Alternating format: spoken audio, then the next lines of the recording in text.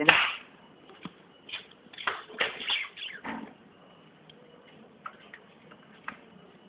Sao tôi thua vậy?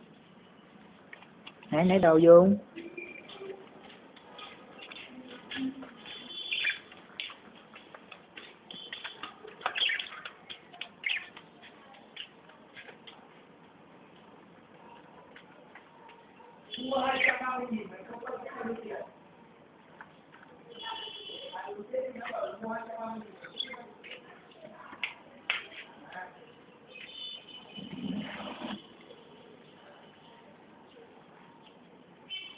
Ừ.